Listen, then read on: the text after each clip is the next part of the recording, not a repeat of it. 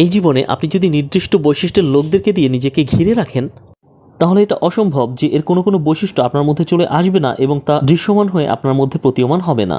আপনার ভালো বন্ধুরা আপনার সাথে এমনভাবে মিশবে যে আপনার চরিত্রে অবশ্যই সে ভালো সঙ্গীর প্রভাব পরিলক্ষিত হবে। আর একজন খারাপ বন্ধু আপনার জীবনকে নষ্ট করে দেবে। প্রত্যেকেই এটা বুঝতে পারবে, প্রত্যেকেই এই খারাপ ব্যাপারগুলোর গন্ধ পাবে এবং আপনার মধ্যেও তাদের ওই একই খারাপ স্বভাব প্রতীয়মান হবে।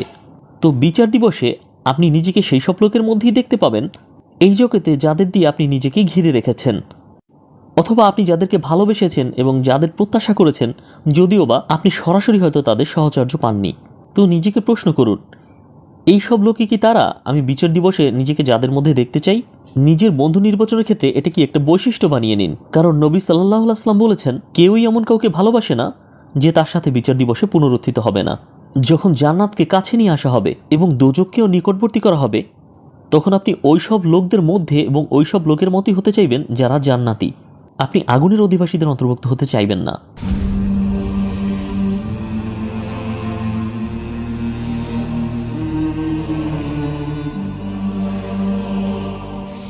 রাসূলুল্লাহ সাল্লাল্লাহু আলাইহি ওয়াসাল্লাম বলেছেন, يؤتى بجهنم يومئذ لها 70,000 زمام। দোজখকে সামনে নিয়ে আসা হবে 70,000 লাগাম দিয়ে। প্রত্যেকটি লাগাম ধরে এটাকে টানবেন 70,000 ফেরেশতা। এখন আপনি যদি অঙ্ক কষেন দেখবেন 4.9 বিলিয়ন ফেরেশতা এটাকে ধরে থাকবেন। এটা গর্জন করতে ফুঁসতে থাকবে পাপীদেরকে গ্রাস করার জন্য।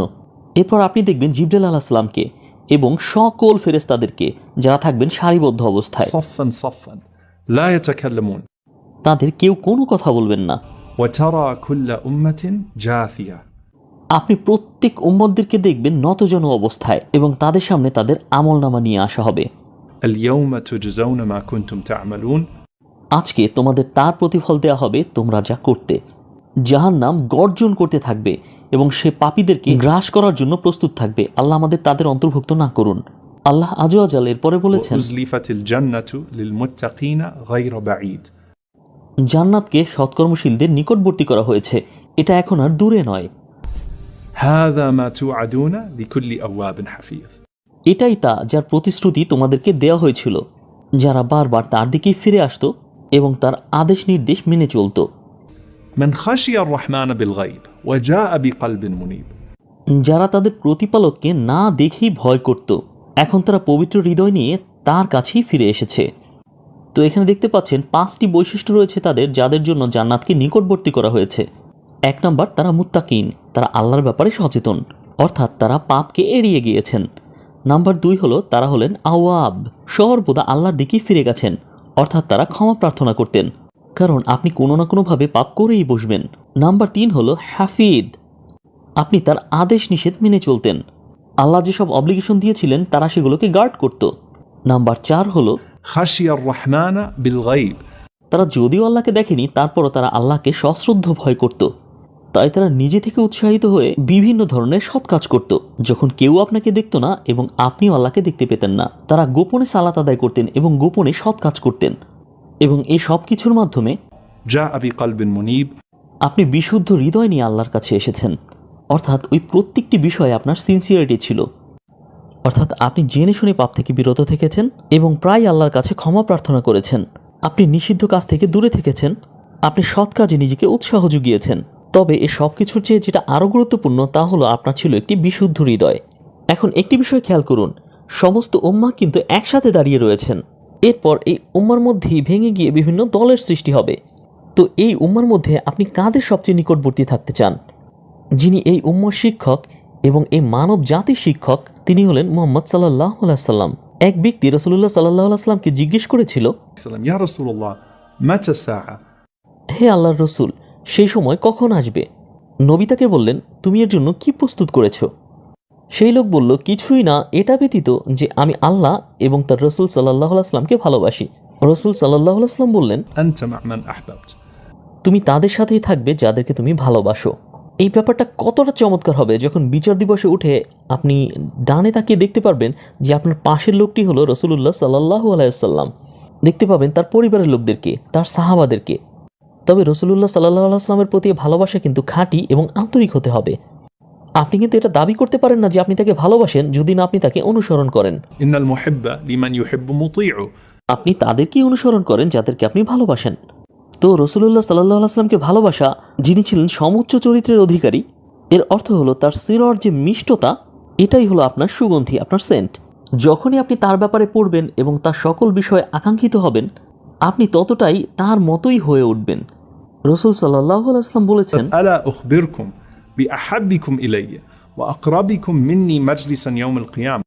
আমি কি তোমাদেরকে বলবো না যে তোমাদের কে আমার নিকট সবচেয়ে বেশি প্রিয়, এবং বিচার দিবসের ওই সমাবেশে তোমাদের কে আমার সবচেয়ে বেশি নিকটবর্তী থাকবে? সাহাবারা নিশ্চুপ হয়ে শুনছিলেন। রাসূলুল্লাহ সাল্লাল্লাহু আলাইহি ওয়াসাল্লাম 2-3 বার এই কথাটি পুনরাবৃত্তি করলেন। এরপর সাহাবারা বললেন, হ্যাঁ ইয়া রাসূলুল্লাহ, সে কে? এরপর রাসূলুল্লাহ বললেন, صلى الله عليه وسلم أحسنكم خلقا. তোমাদের যাদের থাকবে সর্বোত্তম চরিত্র। এরপর রাসূল সাল্লাল্লাহু আলাইহি ওয়াসাল্লাম আরও স্পেসিফিক হলেন। তিনি বলে দিলেন যে সর্বোত্তম চরিত্র আসলে কেমন। উদাহরণস্বরূপ বলা যায়, তিনি উল্লেখ করেছেন এমন এক ব্যক্তির কথা যার রয়েছে 2টি কন্যা সন্তান, যিনি তাদেরকে সুন্দর ও যথাযথভাবে লালন পালন করে বড় করেছেন। جاء يوم القيامة সে বিচার দিবসে আসবে আনা আহুয়া, সে আর আমি থাকবো ঠিক এই 2টো আঙুলের মতো। তো নবী সাল্লাল্লাহু আলাইহি ওয়াসাল্লামের চরিত্রের ব্যাপারে একজন বাবা পড়েন যে তিনি কীরকম আচরণ করতেন ফাতিমা রাদিয়াল্লাহু আনহার সাথে, এবং বাবা হিসেবে তিনি নিজেকেও সেভাবেই পরিণত করেন। তো তিনি বিচার দিবসে রাসূলুল্লাহ সাল্লাল্লাহু আলাইহি ওয়াসাল্লামের সাথে দাঁড়াবেন, যিনি ছিলেন সর্বকালের সেরা পিতা। তিনি রাসূলুল্লাহ সাল্লাল্লাহু আলাইহি ওয়াসাল্লামের চারিত্রিক আরও অনেক বৈশিষ্ট্যের প্রকাশ নিজের মধ্যে ঘটিয়েছেন, যা তাকে বিচার দিবসে রাসূলুল্লাহ সাল্লাল্লাহু আলাইহি ওয়াসাল্লামের আরও কাছাকাছি নিয়ে আসবে। আসলে তখন কি হয়, যখন আপনি রাসূলুল্লাহ সাল্লাল্লাহু আলাইহি ওয়াসাল্লামের ব্যাপারে পড়েন এবং প্রতিনিয়ত তার মতোই হওয়ার চেষ্টা করেন, আপনি স্বাভাবিকভাবেই তার প্রতি সালাওয়াত পেশ করতে থাকেন সাল্লাল্লাহু আলাইহি ওয়াসাল্লাম। রাসূল সাল্লাল্লাহু আলাইহি ওয়াসাল্লাম বলেছেন, أولى الناس بي يوم القيامة أكثرهم علي صلاة. বিচার দিবসে তারাই আমার সবচেয়ে নিকটবর্তী থাকবে যারা আমার উপরে সবচেয়ে বেশি ব্লেসিং পাঠিয়েছে। সুতরাং এ ব্যাপারটা হলো তাকে ভালোবাসা হৃদয় থেকে, তার মতো হওয়া আপনার কাজের মাধ্যমে, এবং জিহ্বা দিয়ে সবসময় তার প্রতি সাল্লাল্লাহু আলাইহি সাল্লাম বলা। এই জগতে আপনি আপনার রব, আপনার মালিককে চিনেছেন রাসূলুল্লাহ সাল্লাল্লাহু আলাইহি সাল্লামের মাধ্যমে। আপনি সেভাবেই আল্লাহর নিকটবর্তী হতে পারবেন যেভাবে রাসূলুল্লাহ সাল্লাল্লাহু আলাইহি সাল্লাম শিক্ষা দিয়েছেন। এবং এখন বিচার দিবসে আপনি রাসূলুল্লাহ সাল্লাল্লাহু আলাইহি সাল্লামের পাশে দাঁড়িয়ে আছেন, আর আল্লাহ সুবহানাহু ওয়া তাআলা ওই মানুষদের দিকেই আসছেন যখন সকল মানুষ দাঁড়িয়ে আছে প্রচণ্ড উদ্বেগ নিয়ে। فأما من ثقلت موازينه فهو في عيشة راضية